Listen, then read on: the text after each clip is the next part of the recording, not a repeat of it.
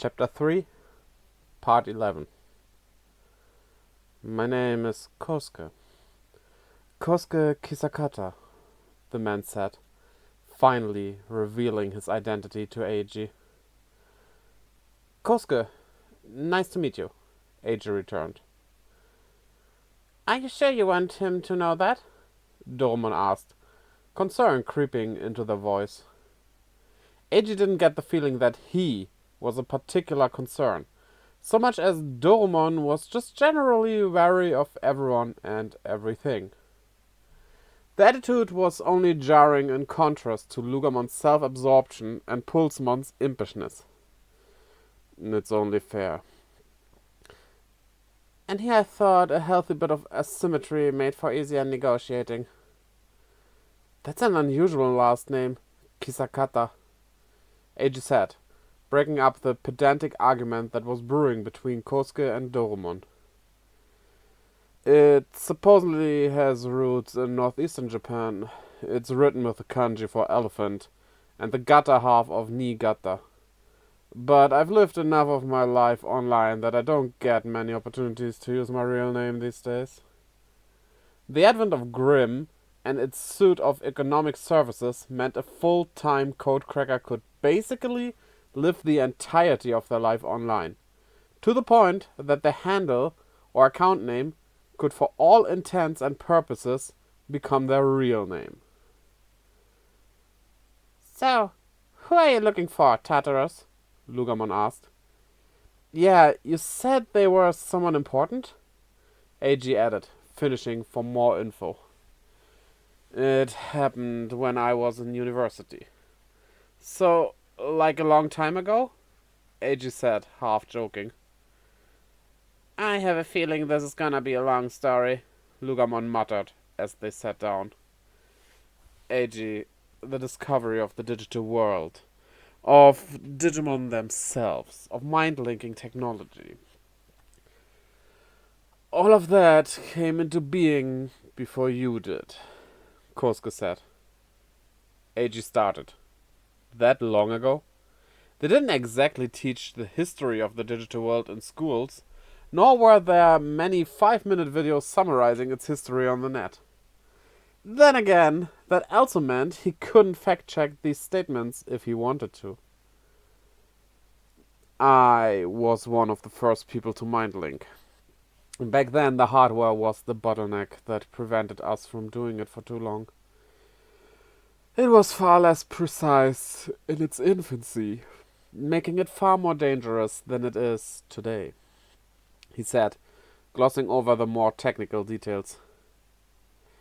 I was part of a small crew of people who would be the first to see the digital world for themselves. It was another member of that crew who went DMIA. We didn't have a term for it at the time, of course. So, Kosuke had lost someone, too, along with their partner Digimon. Eiji felt some of the lingering doubts about Kosuke lift, replaced by a deep sense of empathy. Are we the same? That's why I became a codecracker, Kosuke continued. From then on, he dedicated his life to saving the person who'd gone DMIA. He opened a virtual monitor displaying a grim message board post, asking for information on something Eiji recognized immediately. A Black Agumon! Eiji shouted. It was the same one he'd seen 100 million DC reward for not long ago. Marvin told him that was mere pocket change for Tartarus. This Black Agumon was the partner Digimon of the crew member who went DMIA. I want to find them. And your friend, the fleshy one, in the real world, has been in a coma all this time? Lugamon asked. Yes. Kosuke replied, adding that they were being kept at a special medical facility overseas. He supposed that they would eventually need to move Leon from the DDL medical bay to the same specialized care facility. Though, he cautioned, there was no proof that the body in that coma could be kept alive, indefinitely in the first place. I haven't even found any concrete leads as to the Black Argument's whereabouts, he said finally. There wasn't much hope he'd ever find it. Suppose you find them. The partner Digimon, I mean. Can you save the person who went DMIA? Eiji asked. Professor Ryusenji had of course told him that once someone went DMIA, their consciousness fused with their Digimon partner's core. Eiji couldn't imagine how all that worked, not having experienced it himself, but he definitely knew it was not good. We believe that DMIA patients lose the capacity for self-awareness, Dorumon answered.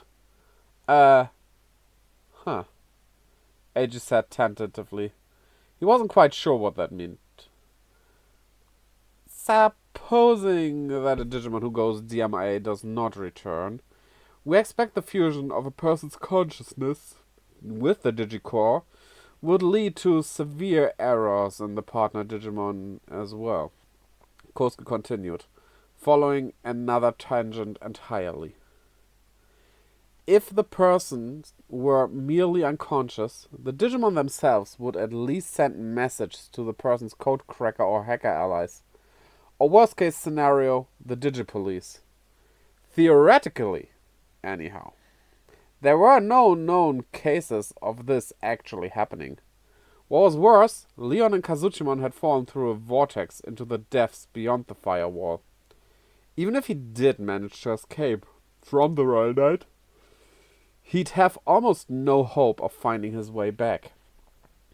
But there is hope, Kosuke said, sharing a bit of data from his Digimon linker. Oh, Lugamon cooed as they stood up and touched the tip of their nose to the data file. Easy, pup. It's not food, Dorumon chided. Eiji briefly marveled at how easily Lugamon was drawn in by the promise of something to eat. They were modeled after a wolf, and yet somehow completely ill-suited to any sort of watchdog duty, given how food-motivated they are. The data file opened up into a hololized 3D model. A syringe? Eiji muttered under his breath. Gah! Lugamon yelped, backing away until their back rested against the wall. Afraid of needles, are you? Eiji said with a smirk. So, I hate needles. What of it? Shut your trap, Lugamon said with disgust. But my old dog used to hate them too, now that I think about it. Sorry. Involuntary reaction, Lugamon said, hastily composing themselves and glancing at a vexed Kosuke. Dorumon, growing increasingly impatient, began rapidly explaining the situation in an effort to prevent any further digressions. Yes, a syringe, as you can see, filled with medicine tailor-made for DMIA patients. Medicine? So you can recover from it? Eiji borderline shouted. Could the data in this syringe really wake Leon from his coma? It contains a medical-grade stimulant. Okay, Eiji said, thrown by the scary-sounding description of it all. It reminded him of the kinds of dangerous drugs he'd been told to avoid.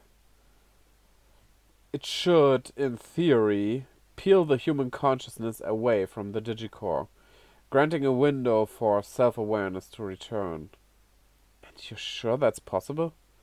Well, the drug was originally formulated with the goal of extending the amount of time one could safely mind-link. Oh yeah? In the simplest terms, the medicine increases focus. So, like this stuff, Eiji said, picking up his energy drink. A little energy boost so you could mind-link for a little bit longer. It made sense enough to Eiji, anyhow.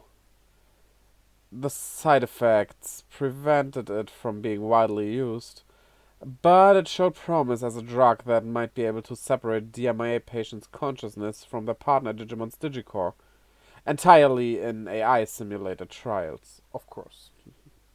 Said experiments were conducted with real Digimon, using an AI copy of a human subject's consciousness to simulate the DMIA patient's consciousness. When the medicine was administered, the stimulation determined that the AI copy could be successfully separated from the digicore. So, if we give this to Leon... Well, we can't give this to Leon Alexander's physical body in the DDL medical bay. We have to administer it to his partner Digimon, wherever in the digital world they may be. Dormon corrected. The 3D model of the medicine-filling syringe continued to float in the air above them, slowly rotating in place. Ah, okay. So, like, did Marvin develop this? Or... No, this was provided by a lab. Provided? Which lab? D4, Professor Ryosenji's laboratory, Doromon replied, snapping AG to attention. Abaddon Electronics' own DDL had developed a potential cure for DMIA patients? One made by Professor Ryosenji, no less? On second thought, of course he had. No one else could have done it. But something kept tugging at the back of AG's brain. Why would a bunch of codecrackers develop something like this? AG had to ask every last question on his mind if he was going to trust these two. We made a deal with Professor Ryosenji, Doromon said calmly. What kind of deal? We provide him with a drug. He gives us all the clinical data resulting from the trials. Those are the terms. It made sense to AG. If these weren't trials to be run on AI copies, but on real DMIA patients, it'd have to take place in the lawless digital world, on codecracker patients who operate outside the law to begin with. And you were okay with that, Kosuke? AG asked, turning to Tartarus. Even if they were to find the Black Agumon, there was zero guarantee that the drug would have to save Kosuke's colleague. If it all went sideways, they were taking someone's life in their hands and conducting a human experiment. Kosuke said nothing and simply opened another virtual monitor. The monitor revealed a security camera feed shot from the ceiling. AG quickly gathered it was the feed from a medical facility, but this was no ordinary hospital. There were several large capsules, and someone was floating inside the colored liquid within this one in particular. AG could just make out the features of a young woman in the fuzzy image.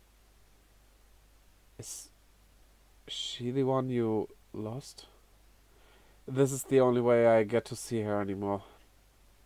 Once in a blue moon, when they send these video updates.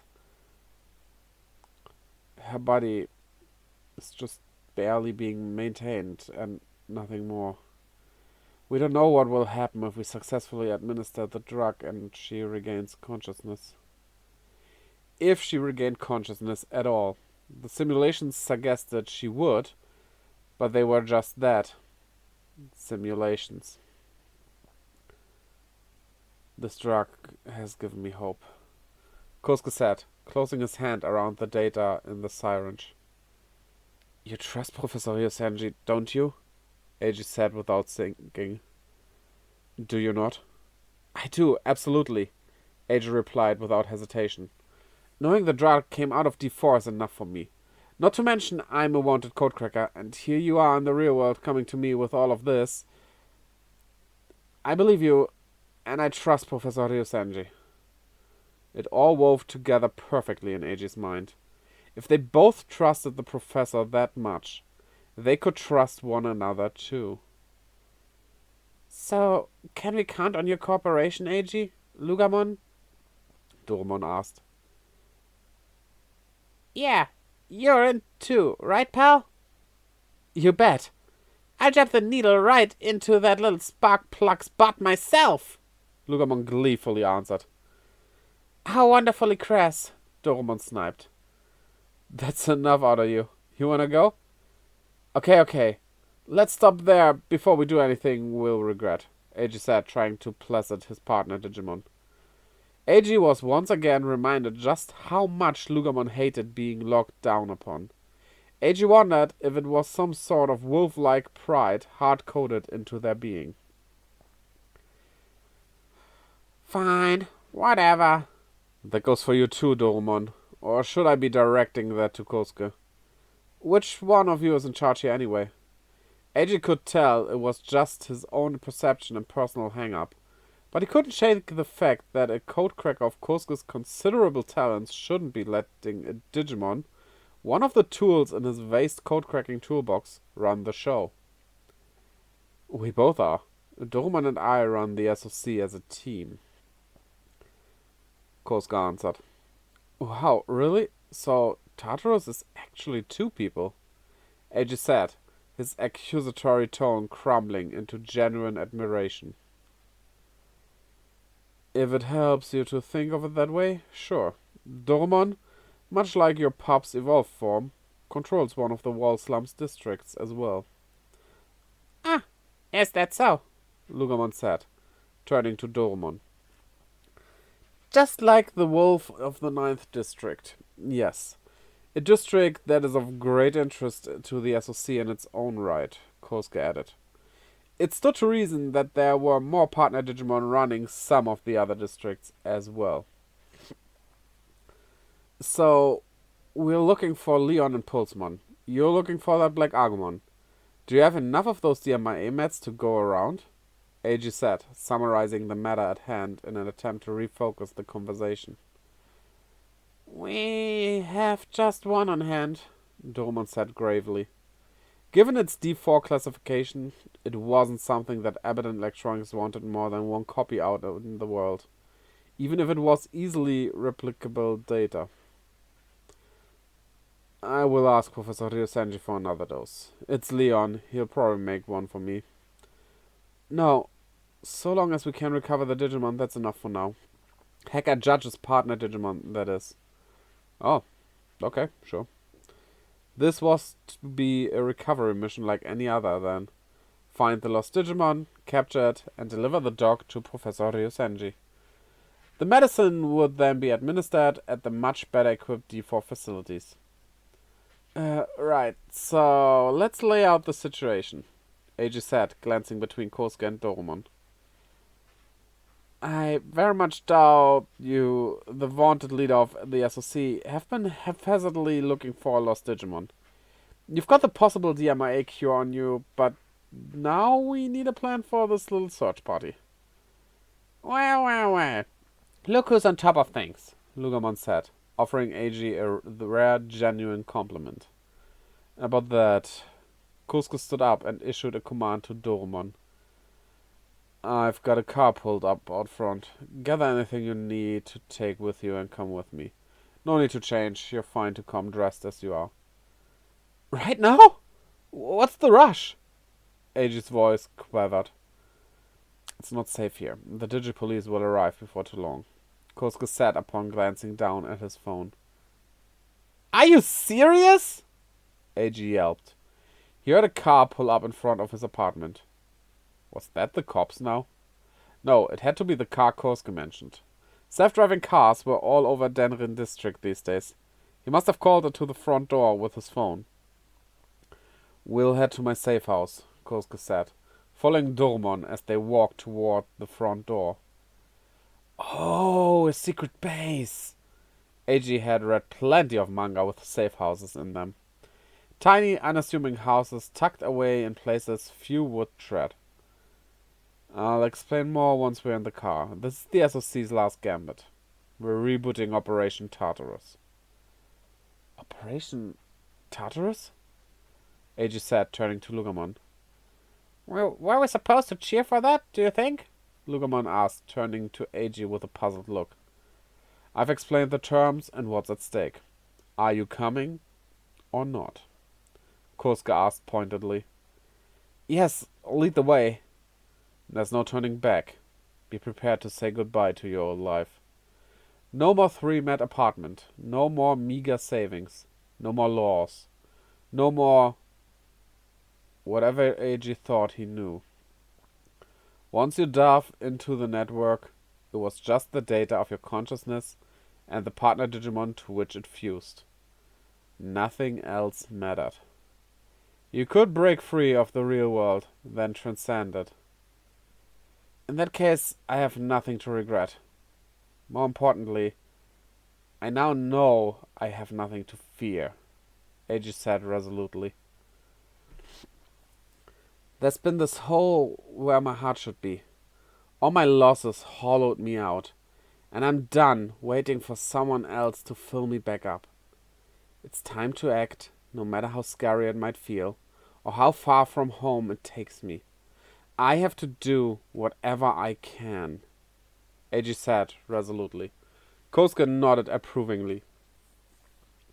Embrace the loss and regret, the constraints of your freedom, and hold them close. That's how we codecrackers survive.